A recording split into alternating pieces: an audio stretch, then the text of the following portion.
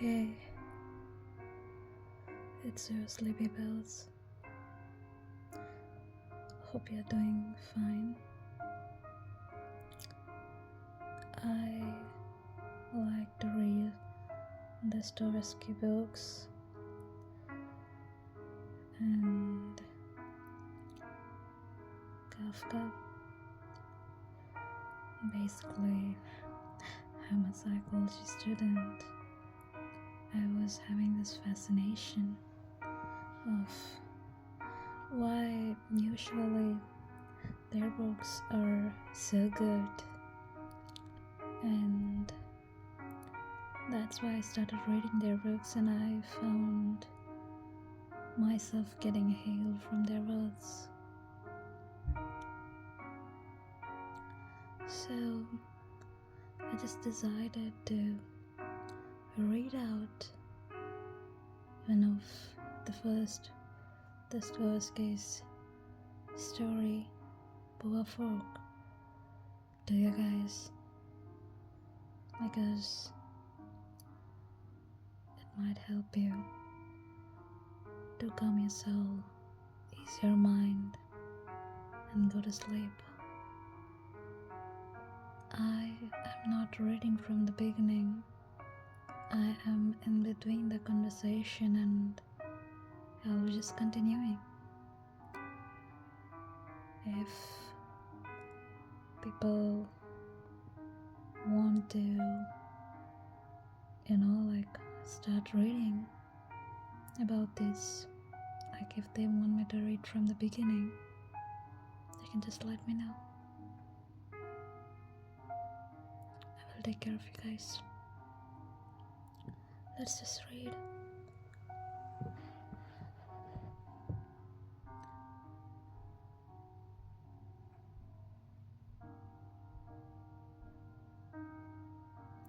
The secret satisfaction which I had no difficulty in reading from his strange mannerisms, his grimaces, his winking of his left eye had vanished. From moment to moment, he was becoming more and more relentless and uneasy. Finally, he could restrain himself no longer. Listen, he began timidly, in a low voice. Listen, Barbara Alexeyevna. Do you know what, Barbara Alexeyevna? The old man was in a dreadfully confused state of mind. Look, when his birthday arrives, you take 10 of his books and give them to him yourselves, from you, then I will just take the 11th one and give it to him from me, separately, as it were. That way, you will have something to give him, and I will have something to give him. At this point, the old man grew flustered and fell silent. I gave him a quick look. He was awaiting my verdict in timid expectancy. But why do you want us to give him our presents separately, Zakhar Petrovich?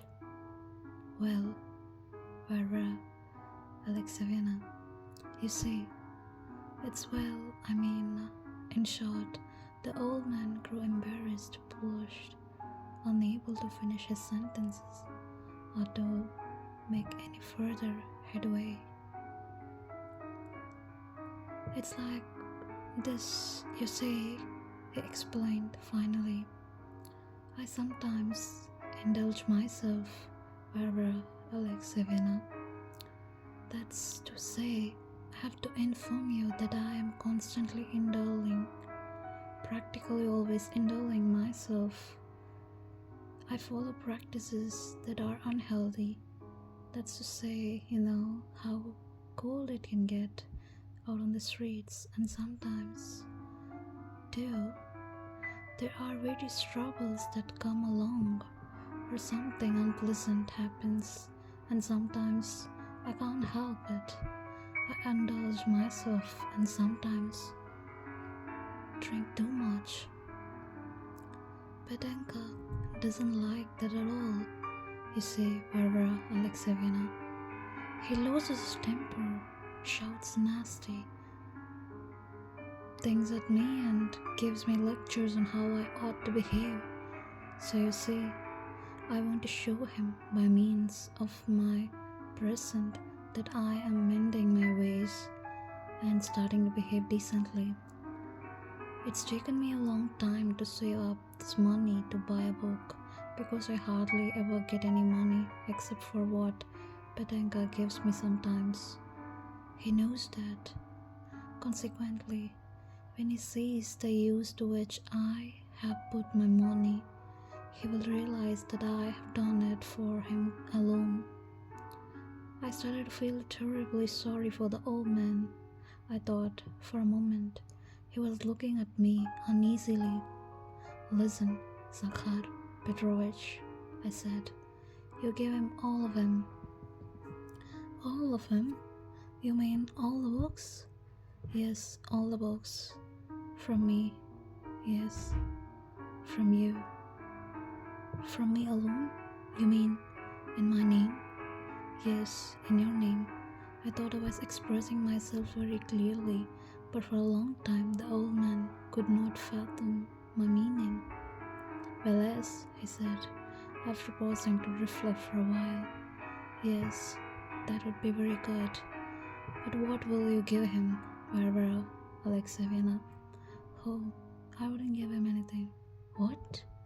the old man cried in a tone that verged on fear. "So you won't give Petanka anything? You don't want to give him anything?"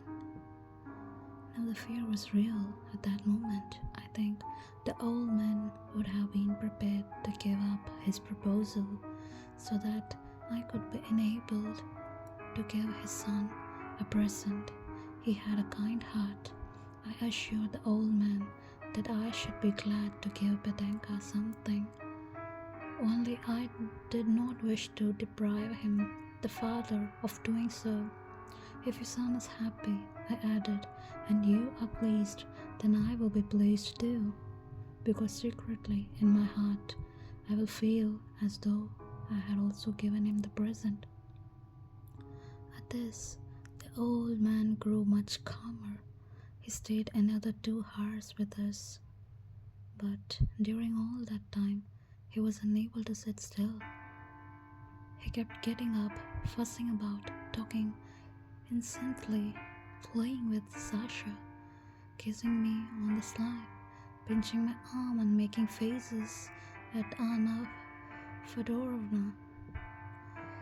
When her back was turned, in the end Anna Fyodorovna chased him out of the house. In short, the old man abandoned himself to his delight to a degree that was probably unprecedented for him.